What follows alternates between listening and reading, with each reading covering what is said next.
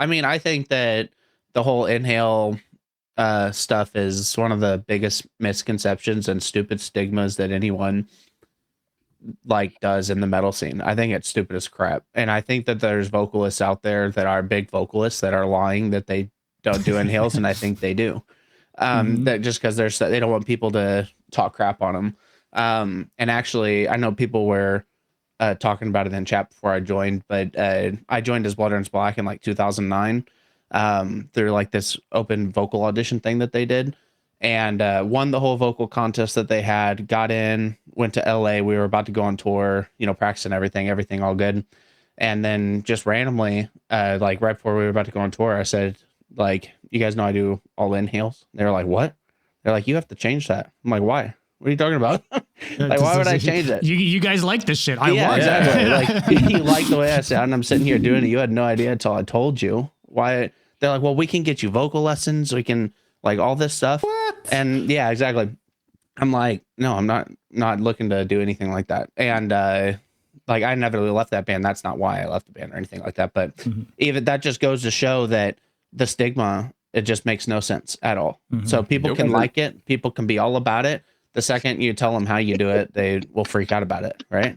It's stupid. No, but it's like, I never got it because I swear every day, maybe you saw it, right? Like, we're talking on Instagram, maybe you saw my post, but like I do these over the tops like that, and I make sure they sound like inhales, right? So people are like very upset, and some people are like, they send me a message, but like kind of a be careful, you're gonna hurt yourself. And I'm like, I never hurted myself. I hurt myself way more with exhales in my life, like 1,000% more with exhales. Never in my life inhales, they never hurt. I say it all the time. Like, anytime I get on the topic or people say that, I'm like, okay, I mean, look at me. The Browning has done over 1,000 shows on tour, right? And we were doing like 300 shows a year for like 2 years in a row, 3 years in a row. 2012 and 13 was fucking wild for touring for you guys. And so it's just like, people, I mean, Justin Bieber freaking had to get throat surgery, you know? So like, what about freaking inhale vocals makes it seem like there's more injury whenever you know, Jonathan Davis throat surgery, like these rock singers get it. So like right, exactly. Any workshop. So every single vocalist, they've all had to get throat surgery or had throat problems. So like, it's just extreme vocals in general are bad for your throat.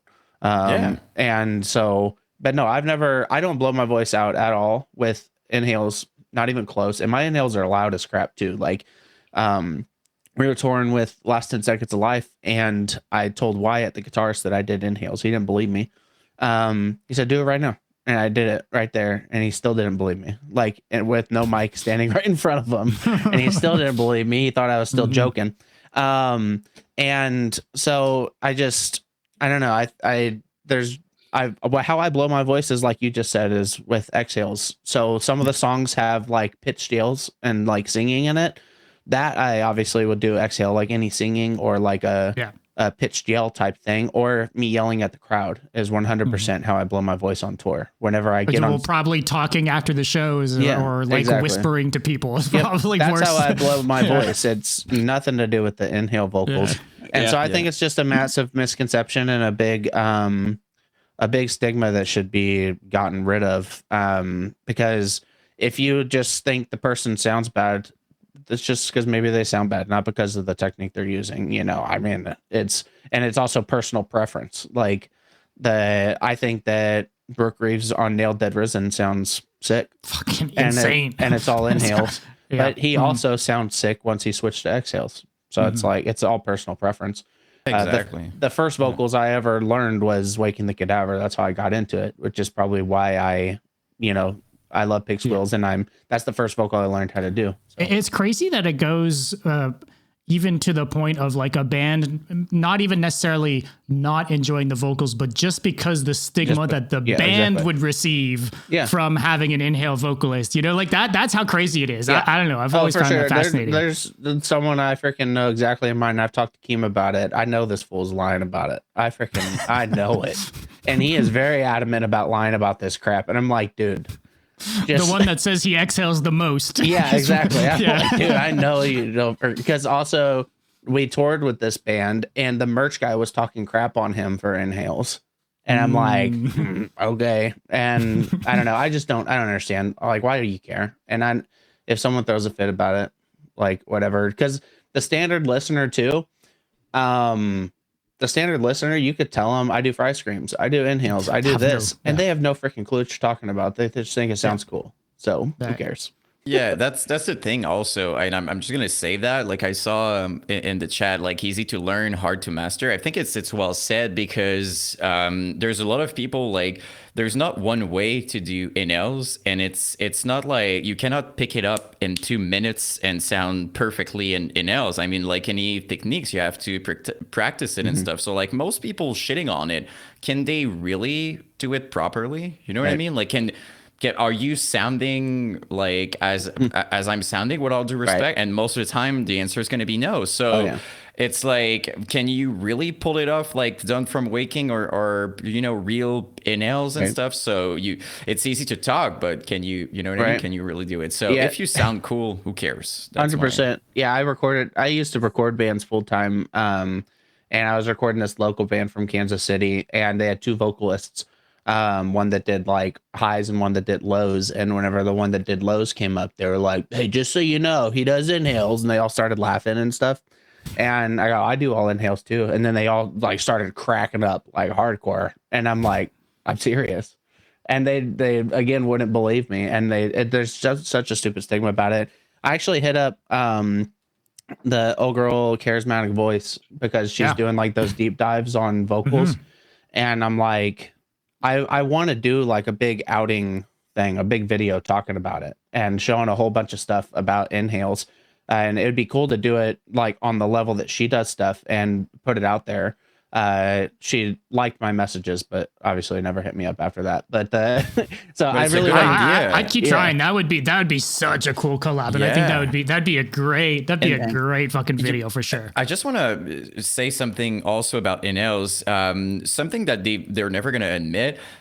Some people in like classic death metal are doing it also. I just want to bring that up. Like there's some sick, crazy death metal bands mostly doing inhales, and like it works. Like people don't shit on them somehow. It's okay. I mean, there's sounds that you can't make it exhale, you know, or they don't sound as good, you know? And so it's like, why not do it? It's just freaking stupid noises that we're making. So, you know, why does it matter?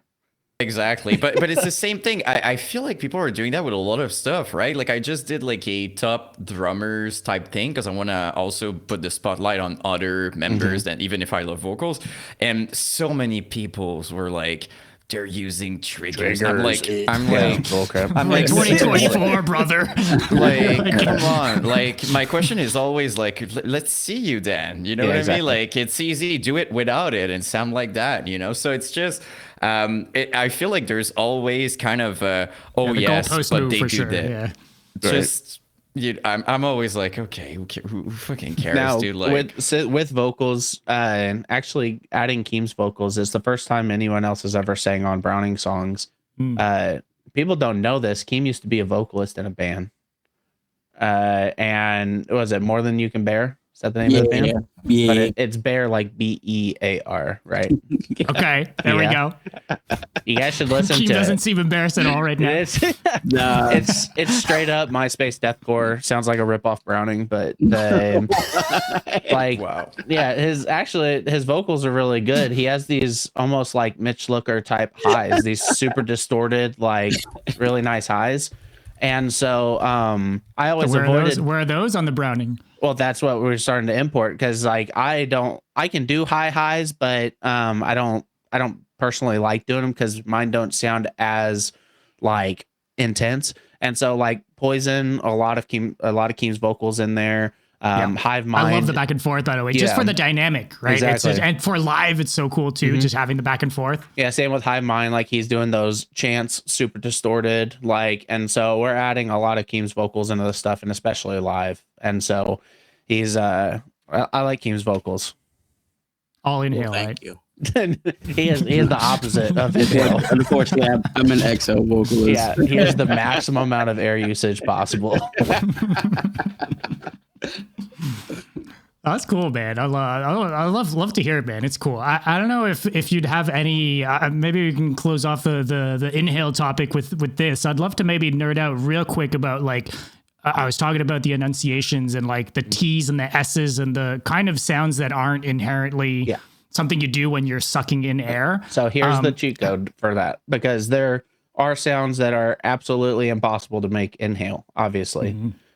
S's, all that. Now, if I'm ending a word on an S or a T, it's you can actually, do it, yeah. It's actual exhale T or S that comes at the end of a word. And it just happens naturally. I don't even think about it. But on record, I punch in S's and T's and THs. So I have a file that's, and so I literally put them in there on record. Live, you would never hear it. You would never know that you couldn't hear those sounds. But on record, there's some S's and T's punched in there just to really make it. Now, I used to be really adamant about doing it a lot. I would go through every single TH, every single S, but not anymore. Especially with the music being so fast and heavy and aggressive. If it's a fast part, no one's going to tell the difference anyways.